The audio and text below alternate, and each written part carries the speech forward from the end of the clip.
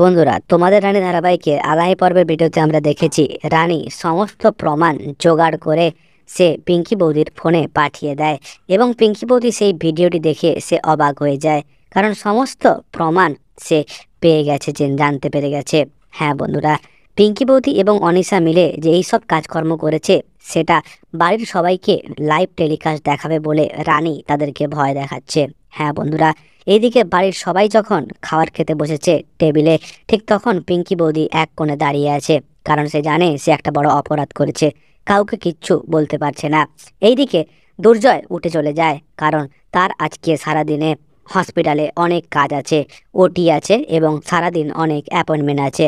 হ্যাঁ বন্ধুরা, এদিকে সে যখন উঠে চলে যায় সে ভাবলো যে বেরোনোর সময় অবশ্যই রানী একবার দেখা করতে আসবে, কিন্তু কিছুতেই রানী আসছিল না।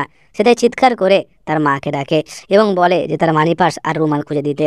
আসলে সে সবই খুঁজে পেয়ে গেছিল, কিন্তু সে রানীকে একবার দেখবে বলে সে এই সব নাটক করছিল। হ্যাঁ বন্ধুরা, শেষ পর্যন্ত সে বাড়ি থেকে বেরিয়েও যায়, কিন্তু কিছুতেই রানী তাকে দেখা করতে আসেনি। শেষবারের মতো সে চেষ্টা করেও পারল না। কিন্তু সে যখন বাইরে গাড়িতে উঠে বসে আছে, ঠিক তখনই সে লুকিং গ্লাসে দেখতে পেল যে রানী পিছনে এসে দাঁড়িয়ে আছে। হ্যাঁ বন্ধুরা, এবং সে দেখে খুবই খুশি হলো।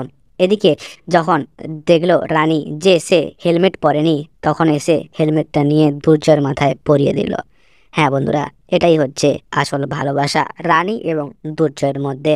এরপরে দুর্জয় বাইক নিয়ে বেরিয়ে গেল এবং পিঙ্কি বৌদি এসে রানীকে বলল যে ভিডিওর ব্যাপারে আমি কিছু কথা বলতে চাই, কিন্তু রানী বলে দিল যে আমি যা বলেছি আমি তাই করব, কোনো কথা আমি শুনবো না। এই বলে তাকে এড়িয়ে রানী ভেতরে চলে যায়।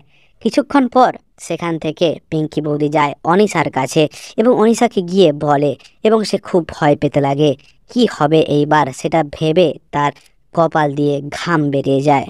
হ্যাঁ বন্ধুরা, কিন্তু কিছুক্ষণ পর ঠিক সেখানে উপস্থিত হয় রানী, এবং রানী গিয়ে পুরো ব্যাপারটা বলে যে সে কীভাবে ভিডিও করেছে, কিভাবে সে সমস্ত প্রমাণ এবং তথ্য সে পেয়েছে, সে সব কিছুটা বলে তাদের।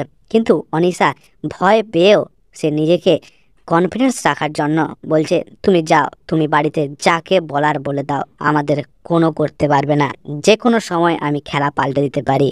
কিন্তু রানী সেই ধরনের মেয়ে, সে বলল ঠিক আছে তাই হবে, আমি বাড়িতে গিয়ে সবাইকে দেখিয়ে দিচ্ছি। কিন্তু পিঙ্কি বৌদি খুব ভয় পেয়ে যায়, কারণ সে তো জানে যে বাড়িতে তাহলে তার কি অবস্থা হবে এই ঘটনা শোনার পর।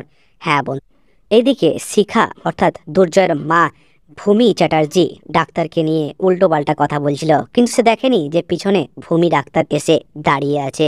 ভূমি ডাক্তার এসে বলে আপনি যেন কি বলছিলেন বলুন, আমার কোনো অসুবিধা নেই, আপনাকে বলার জন্যই তো আমি এই সব কাজ করেছি। হ্যাঁ বন্ধুরা, ভূমি ডাক্তারের কোনো ভয় নেই, সে রানীকে পড়ার জন্য সাহায্য করেছে এবং সে জানে সে এটা ঠিকই করেছে। হ্যাঁ বন্ধুরা, তো বন্ধুরা এই ছিল আজকের পর্বের গল্প। গল্পটা ভালো লেগে থাকলে অবশ্যই লাইক করবেন, চ্যানেলের প্রথম হয়ে নতুন হয়ে থাকলে অবশ্যই চ্যানেলটিকে সাবস্ক্রাইব করবেন, এবং তোমাদের রানী ধারাবাহিক যে সমস্ত বন্ধুরা ভালোবাসেন তাদেরকে শেয়ার করতে একদম ভুলবেন না।